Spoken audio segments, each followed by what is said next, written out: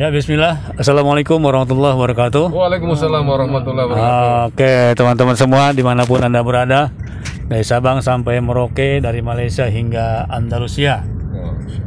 Bersyukur kita kepada Allah berjumpa bersilaturahim hari ini bersama saya guru, Pak Guru, Pak dosen di STI Perbanas Jakarta. Alhamdulillah, Perbanas adalah alma mater saya selama kuliah kurang lebih 4 tahun S1 akuntansi. Kemudian berkat hidayah ya dari Pak Dr. Hidayat Sofyan, asma beliau, akhirnya satu-satunya alumni Perbanas yang nyungsep ke Pakistan. Perbanas Institute namanya ya, sekarang Perbanas Institute. Oke. Beliau akan sharing ya bagaimana pentingnya dakwah buat mahasiswa.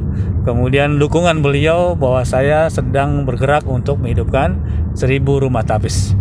Kepada Pak Dr. Sofyan, falyatafadhal mashkuron. Alhamdulillah, ini murid tercinta dan yang kami sangat cintai dan kami sangat banggakan, yaitu Abdul Haq. Beliau adalah S1 dari Perbanas dan S2-nya juga bimbingan saya syariah di Al-Jahra. Dan selama sebagai mahasiswa, beliau satu-satunya mahasiswa yang paling antusias untuk bagaimana mahasiswa Perbanas ini dapat mewujudkan agama secara sempurna dalam kehidupan mereka.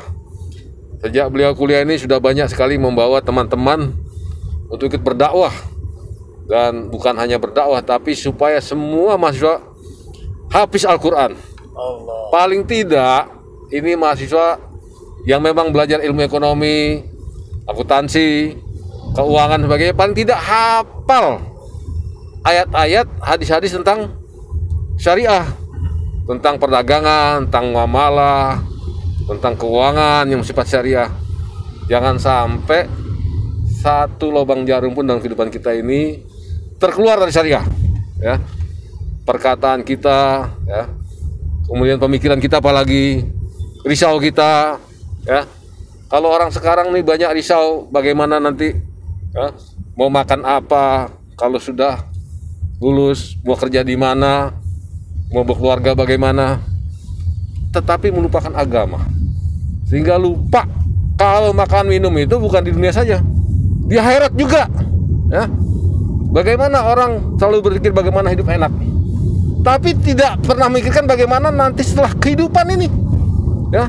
Istilahnya mati enak, artinya setelah pindah dari alam dunia ini menghadapi alam berikutnya dengan rezeki yang melimpah, dengan kesenangan yang luar biasa, kebahagiaan yang abadi, surganya Allah Subhanahu wa Ta'ala. Apalah artinya di dunia yang sementara ini bermewah-mewah, bersenang-senang, tapi sengsara di akhirat. Ini yang dilupakan oleh para mahasiswa masa kini. Bahkan boleh dibilang banyak kaum milenial lupa. Nah, kita ingin mengajak, mengimbau supaya semua, ya, insan milenial kembali kepada mewujudkan agama yang sempurna. Itu matlamat daripada kehidupan kita. Jangan sampai orang hanya bermewah-mewah, bersenang-senang di dunia, lupa di akhirat. Sehingga segala perkataan yang meluncur, pikir risaunya, gerak langkahnya, semua bertentangan dengan agama Allah SWT. Tapi nggak merasa bersalah, nggak merasa melanggar agama. Ini fenomena sekarang, ya. Nah, bagaimana kita kembalikan dengan islah diri, dengan perbaiki diri, dengan bercita-cita yang lebih tinggi lagi, bukan hanya untuk kebahagiaan dunia saja, tapi juga kebahagiaan di alam akhirat. Ini yang kita pikirkan, kita risaukan. Nah, sekarang murid tercinta dan kebanggaan saya ini Abdul Haq. Beliau sudah lulus S1, S2, bahkan insya Allah menjadi S3 juga. Amin. Ya. Ini beliau berusaha bagaimana semua mahasiswa, semua manusia bahkan, ya, kembali mewujudkan agama yang sempurna, meninggalkan segala tipu-tipu dunia, sehingga semua ajaran agama dilanggar dengan perkataan-perkataan yang naudzubillah, pikir-pikir yang naudzubillah, kembali pikir agama, pikir umat. Nabi tidak pernah risau bagaimana Fatimah makan apa hari ini, tapi beliau sangat risau lagi bagaimana makan Fatimah dan keturunannya di akhirat. Bagaimana bahagia di akhirat. Di dunia itu anaknya Fatimah sekeluarga Hasan Hussein berpuasa.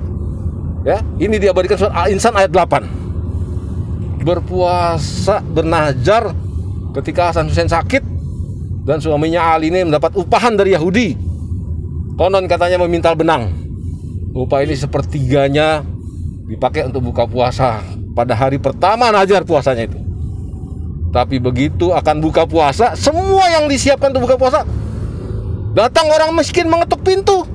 Semua diserahkan buat orang miskin. Dia makan, minum, berbuka dengan air saja. Kemudian hari kedua begitu juga. Berpuasa pula. Sahur dengan air. Kemudian puasa seharian. Ya, hari kedua diketuk lagi maghrib menjelang berpuasa oleh anak yatim. Kemudian apa yang dibuat? Semua diserahkan pada anak yatim itu. Buka puasa, sahur dengan air pula. Hari ketiga pun begitu. Sepertiga dari hasil upah memintal benang dari Yahudi ini buat buka puasa hari ketiga. Diketuk oleh tawanan pintu rumahnya. Semua serahkan. Hingga 3 hari 3 malam hanya makan air minum saja. Tapi Allah catat ya amal perbuatan mereka. Dikatakan la nuridu minkum jazaa'a wala syukura. Mereka orang yang tidak pamrih, bahkan dengan ucapan terima kasih pun tidak pamrih. Ya. La nuridu minkum jazaa'a wala syukura. Ini sifat mereka. Gak ada pamrih lillahi ta'ala. Nah, inilah kehidupan yang di dunia bersusah payah, bermujahadah, tapi Allah jamin di akhirat. Nah, ini risau beliau. Risau daripada mahasiswa saya yang tauladan, yang patut ditauladani. Kebanggaan saya ini, Abdul Haq, ya. Yang insya Allah kita doakan pun beliau nanti lulus S3 juga. Amin. Mendirikan 1000 rumah tahfiz seluruh Indonesia. Ini yang saya cita-citakan juga. Jadi kebanggaan buat lembaga kita, buat alma mater, khususnya Perbanas Institut Fakultas Ekonomi. Dan kami mengimbau supaya mahasiswa dan seluruh masyarakat ambil peduli perkara ini, ambil bagian semua. Jangan ada yang berpangku tangan, jangan ada yang berpikir hanya hidup bahagia di dunia saja, tapi pikirkan juga bagaimana bahagia di akhirat. Setiap patah perkataan ada dicatat oleh Allah SWT. Di surat Qaf ayat 18, ma yalfizu min qaulin illa ladai raqibun atid. Tidak melincir satu patah perkataan, mereka dicatat oleh malaikat raqib dan atid. Perkataan seburuk apapun dicatat oleh malaikat atid. Sebaik apapun dicatat oleh malaikat raqib.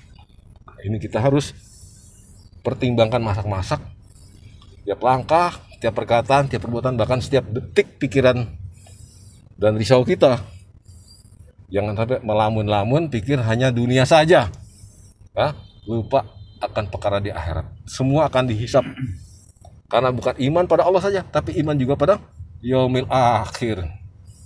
Semua gerak-gerik kita, semua ucapan dan perkataan kita dihisap oleh Allah Subhanahu wa Ta'ala. Di yaumil hisab, jangan sampai menjadi catatan-catatan buruk. Ini yang perlu kita risaukan dan kita pikirkan. Mungkin dari saya sekian dulu ya. Nah, cukup. Wabillahi taufiq wal hidayah. Wal afu minkum. Wassalamualaikum warahmatullahi wabarakatuh. Subhanallahi wa bihamdihi. Subhanakallahumma wa bihamdika asyhadu an la ilaha illa anta astaghfiruka wa atubu ilaik. Masya Allah, la haula wa la quwwata illa billah. Demikian tadi nasihat ya dari guru kami Pak Dr. Sofyan. Subhanallah, jos semangatnya masih terasa ya kan. Kalau saya ke Jakarta, insya Allah nanti saya mampir, termasuk mendapatkan semangat yang seperti itu. Subhanallah, semoga kita mendapatkan ridhonya Allah Subhanahu wa Ta'ala. Oke, yang belum sholat jangan lupa sholat, yang belum zikir jangan lupa zikir, yang belum subscribe jangan lupa subscribe. Amin. Jika video ini bermanfaat, silakan share kepada teman-teman yang lainnya. Khususnya buat para mahasiswa, buat para pemuda-pemudi dimanapun berada. Oke, assalamualaikum warahmatullahi wabarakatuh. Waalaikumsalam warahmatullahi wabarakatuh.